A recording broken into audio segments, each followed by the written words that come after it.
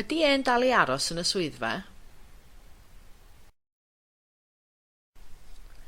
Ydy e'n dal i aros yn y swyddfa?